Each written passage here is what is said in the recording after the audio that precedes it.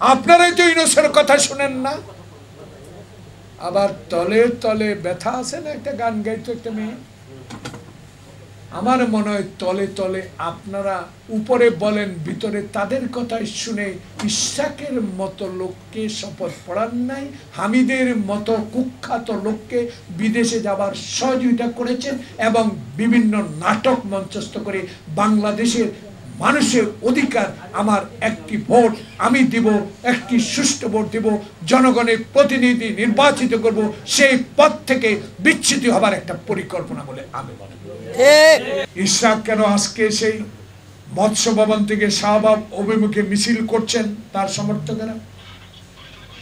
একটি মাত্র কারণ, কারো যদি কান কথা শুনে ইসহাকের শপথ বন্ধ করে থাকেন, এটা অত্যন্ত গ্রহিত কাজ হয়েছে বলে আমি মনে করি। বিচারক তার বিচার রায় দিয়েছে।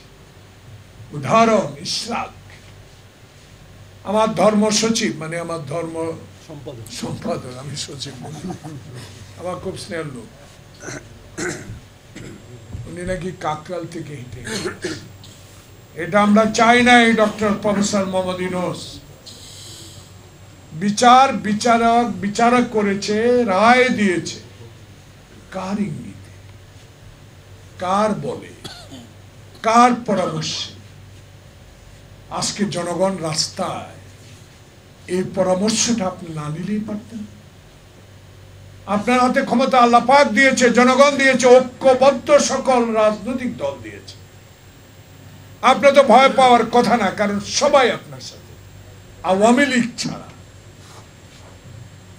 তাহলে কেন ইসহাক শপথ নিতে পারলেন? ইসহাকের সমর্থকরা কেন তালা দিলেন? ইসহাক কেন আজকে সেই মৎস্য ভবন থেকে শাহবাগ অভিমুখে মিছিল করছেন তার সমর্থকেরা?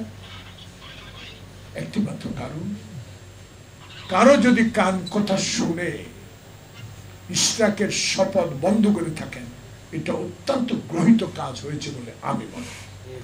আজকে দেখুন 11টা বাজে, আমি সকল মিডিয়ায় আসার সময় দেখে আসছি, স্ক্রলে উঠছে 11টায় নির্বাচন কমিশন অফিসের সামনে একটি রাজনৈতিক দলের বিক্ষোভ মিছিল।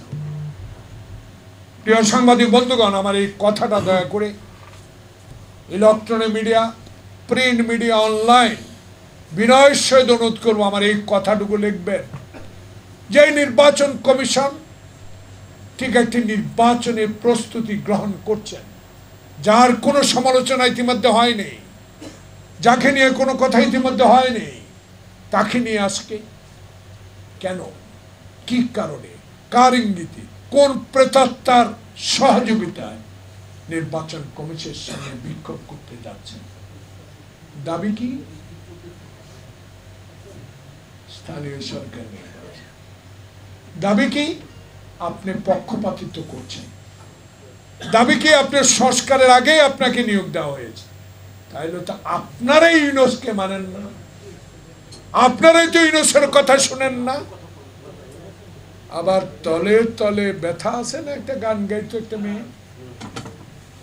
আমার মনে হয় তলে তলে আপনারা উপরে বলেন, ভিতরে তাদের কথাই শুনে ইসহাকের মতো লোককে শপথ পড়ান নাই, হামিদের মতো কুখ্যাত লোককে বিদেশে যাবার সহযোগিতা করেছেন এবং বিভিন্ন নাটক মঞ্চস্থ করে বাংলাদেশের মানুষের অধিকার, আমার একটি ভোট আমি দিব, একটি সুষ্ঠু ভোট দিব, জনগণের প্রতিনিধি নির্বাচিত করব, সেই পথ থেকে বিচ্যুতি হবার একটা পরিকল্পনা বলে আমি মনে করি।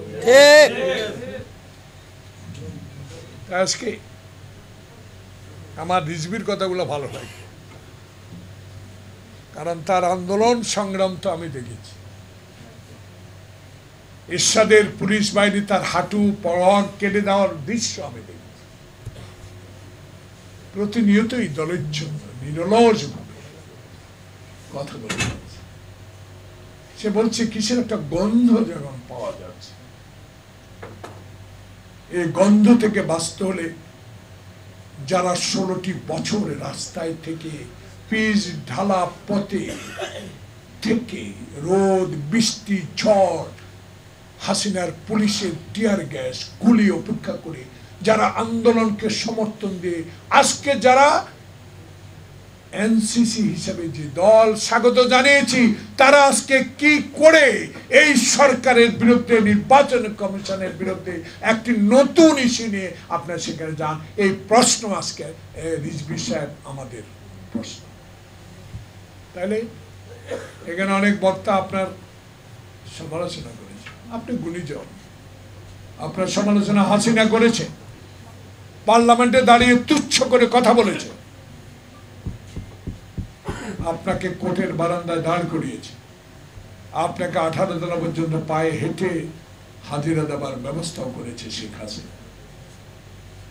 কিন্তু এখনো কেন সংবাদপত্রে দেখতে পাই 49 জন 54 জন যারা ডিসি এসপি সচিব আপনার পাশে বসে আছে।